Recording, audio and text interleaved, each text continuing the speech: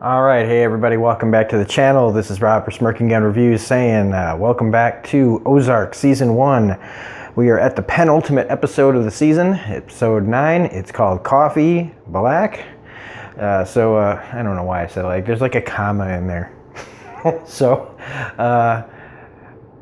Yeah, full spoilers if you haven't seen the episode. This means that we've only got one episode left to review for the season. The second season starts on Friday, August 31st, so that's just over a week away. And it's the 19th, so like 11 days.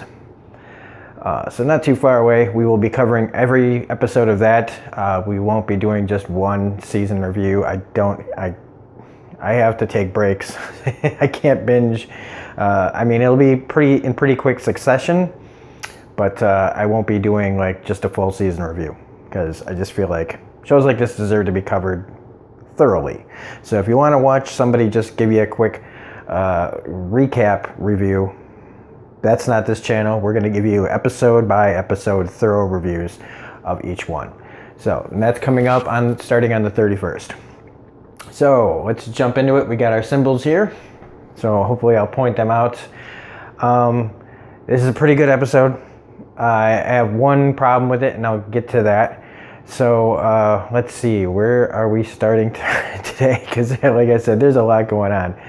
All right, so Roy tells Russ, Russ has got this idea now that, they're doing the bait shop thing. So he's kind of like, what do we got to be doing here for? Why don't we go? And finally Roy has to tell him, look, I got you for conspiracy of murder, to commit murder against Marty.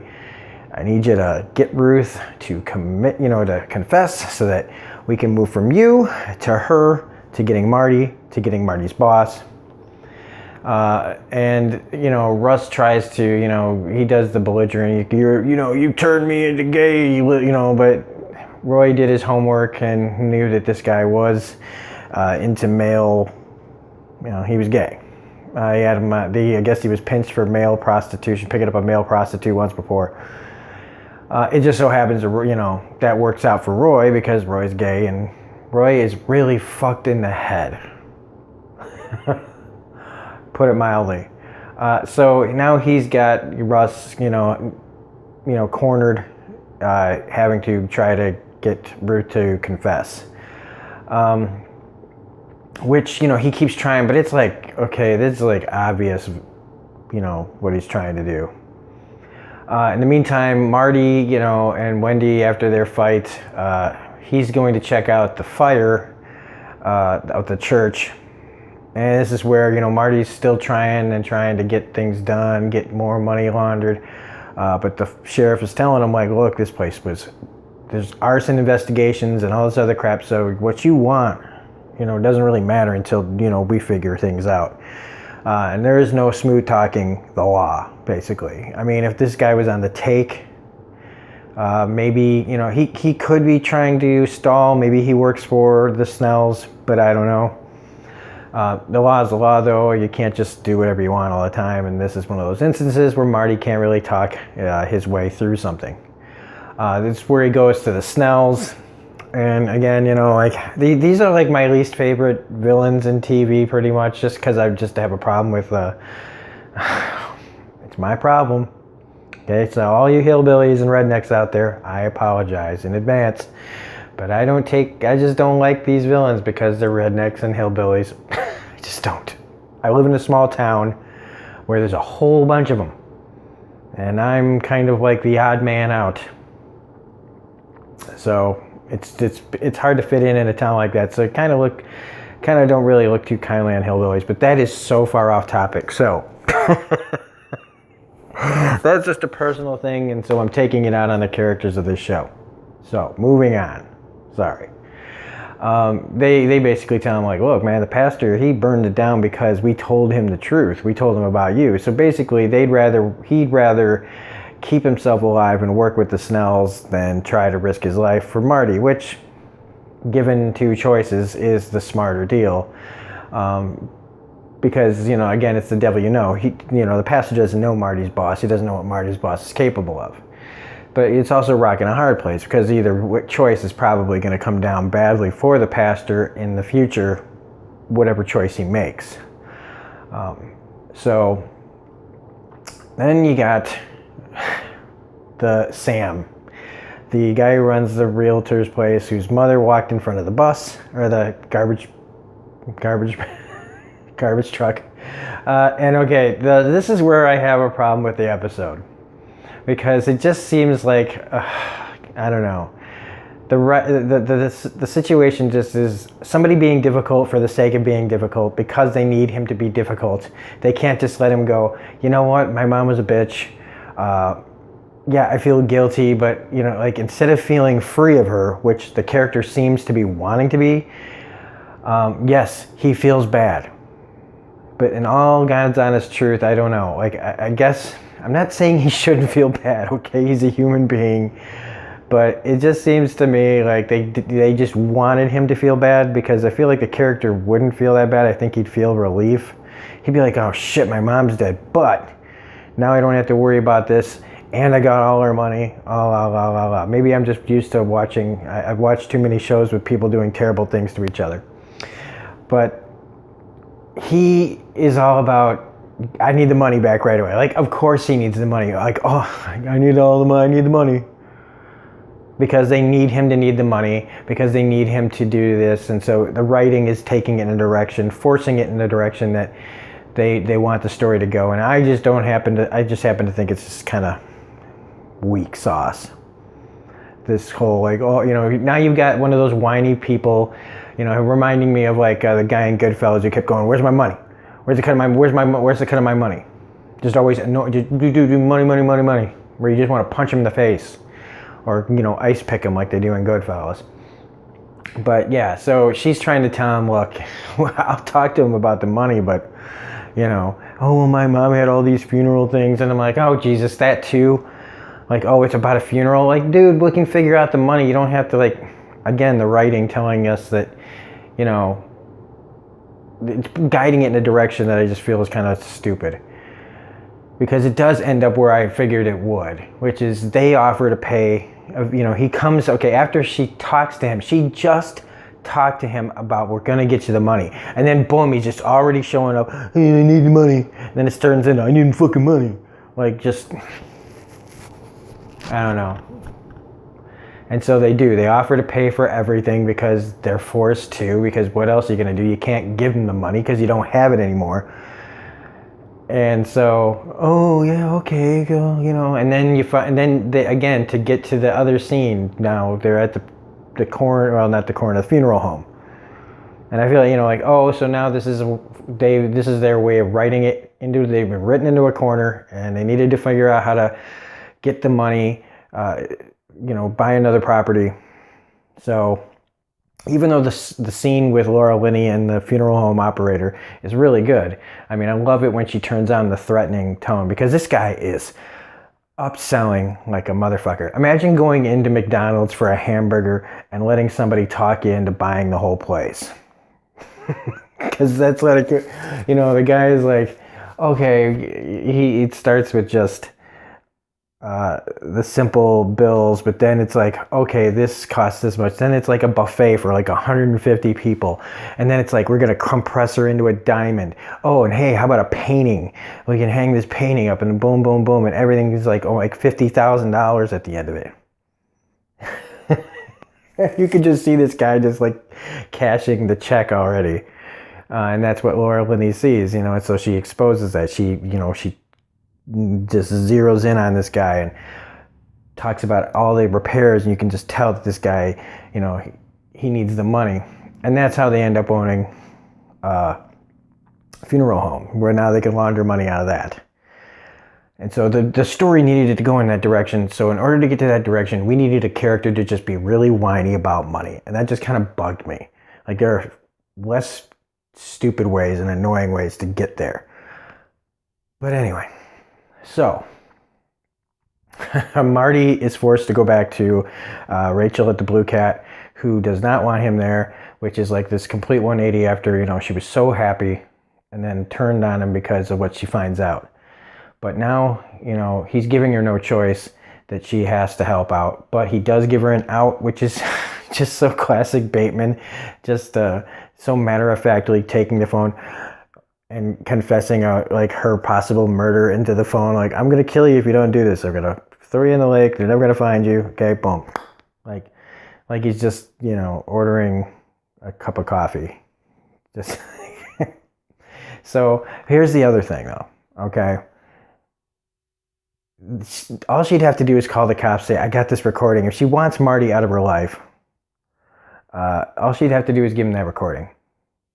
And Wendy's right later on. Like, I don't know if that was such a good idea, because really, I mean, yeah, she might be afraid of Marty's boss, but people in these shows make dumb decisions all the time, and I wouldn't have put it past her to be like, all right, you know what? Fuck this. He just gave me the evidence I need. I'll turn state's evidence. I'll go into witness protection. I'll get me and Tuck out of here. But she doesn't. But it just seemed like kind of a poor choice, like writing wise. Speaking of Tuck, okay, so Marty has gotten all the money out, and so that's when she tells him about the funeral home and everything. And immediately, what shows up? $50 million in the back of a fucking truck. So we have our money.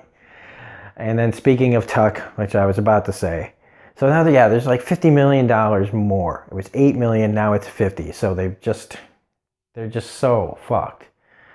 At least I don't know the timetable, though. Hopefully now that it works, maybe he'll give them a little more time instead of like, I don't remember how it plays out in the 10th episode, but we'll find out. So Tuck, again, I gotta stop trying to get to this. It's bad enough if you were to look, because I know people might jump down my throat here what I'm about to say.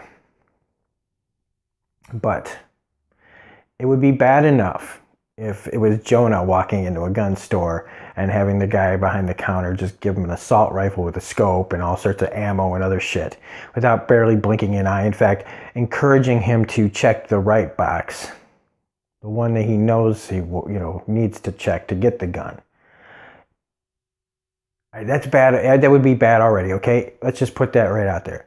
A kid buying an assault rifle easily at all, and especially in this climate, trying to put something like this on the air where you got a kid buying an assault rifle, you're saying a little bit something, a political agenda about maybe the South and guns and stuff. And look, I'm not completely not on board with it, going after that kind of topic, but it is still worse in your mind, okay? Because kids are already prone to, being immature and not being able to handle things. I mean, I'm riding a fine line here, but having a mentally handicapped kid go into a store, buying an assault rifle and getting all this stuff with like barely a blink of an eye, and the guy correcting him on the wrong checkmark thing, and being able to walk out with an assault rifle, is just a little bit worse. So, and this is definitely, it should be a commercial for anti-gun laws, at least, in the South, because damn. Now, I'm sure maybe it's an exaggeration. There'll be plenty of places that go, we don't do that, blah, blah, blah, because this is like a Walmart for guns. But that was just bad. And, that he's giving it for Jonah to protect his house because he sees the hitmen around the house. And he also got Buddy who sees the gun. I don't know what he was doing out there, switching out the bullets or what, but anyway. Let's try to get this finished. So Marty's got to get the money wrapped up. They start wrapping it up in one of the bungalows at the Blue Cat, and one of the cabins. Meantime, Russ tells Boyd and his sons that they're getting out of there. We're leaving because Russ knows the route's onto him. So what he plans to do is kidnap Marty, get the money, and then kill him, and then they're blowing town, which is a pretty stupid plan because I don't think they'd get very far no matter what. Roy would find them, and he would make him pay, and they'd be in even worse trouble. But Ruth finds out. She comes home. Wyatt tells her that they're leaving, And so she puts 2 and 2 together and realizes they're going to kill Marty. So she goes to the Blue Cat, passes Marty. Marty's kind of like, why didn't she say hi or anything when she drove past? They're wrapping up stuff. Russ and Boyd are coming to kill Marty. And when they try to get out of the boat, Russ touches the rail and fries himself. Now, Boyd has got to be, like when they say stupid deaths, people that died stupidly on TV shows or movies, this is a pretty stupid death. It's cool, but it's stupid, because what do you do when you see somebody holding metal and being electrocuted? What don't you do? Yeah, if you answered, don't grab him so that you could die, that's the thing you don't do, because then you're a fucking chain and you get electrocuted too. And they know about this trick. So why would Boyd grab him? But he does, and they both get fucking killed. So we got like 2 characters just gone like that. And Russ is a pretty big character. I mean, is he necessary in the long run? No, but like short term, that's a pretty big death, because we know Ruth did it. Ruth protected Marty. Ruth saved Marty's life, because in the end, when Marty goes to her, she looks at him like, I couldn't let him kill you. And it's because, I mean, at least on paper, that, Marty has become kind of like a father figure to her. And so has Wendy, and they've given her a good life, like a better life in the few months that they've been there. Now, could it be a game that she's playing on them still? Like maybe she killed Russ because he was going to fuck up the plans to kill him in the end. I don't know, but I kind of doubt it. Ruth was legitimately crying, but she's a good actress. So, now we got all this money that's got to be laundered. Russ is dead. They had to call it in as an accident, and that's where Roy ends up. So, there's the gun that Jonah got. There's the 2 dead bodies in the boat, and then we get to the TV with the gun in it, with the bullet in it. And that's where Roy is at a local bar, hearing this news from his partner, who told him, man, this is all fucked up. But they can't pick her up because, it's ruled an accident. But Roy didn't like that. And so he bashes a guy over the head with a bottle, pulls a gun on the place, and then shoots the TV on his way out. So, I mean, even in best case scenario for these people, I mean, that's a dumb move. Roy's an FBI agent. He just fired his gun in front of civilians. Basically kind of like not attempted murder, but aggravated something. But whatever, it's the Ozarks, it's probably nobody will probably call or anything, but it could potentially put your job in jeopardy, right? At the very least. So that's about it. Crazy, crazy, crazy. I know one major thing, I do remember one major thing from the finale, but that's about it. So I don't really remember anything else. So that's the end of this episode. So we only got 1 left. That'll probably be up in the next day or so. Got lots of other stuff going on too. So if you liked this video, please hit the like button, comment, share, subscribe, all that jazz. Hit the notification bell so you never miss out on any episodes or videos that I do. Sorry if this one was a little all over the place, but it's been a long day. So anyway, this is Robert Smirking Gun Reviews saying have a great day, and we will see you on the next video.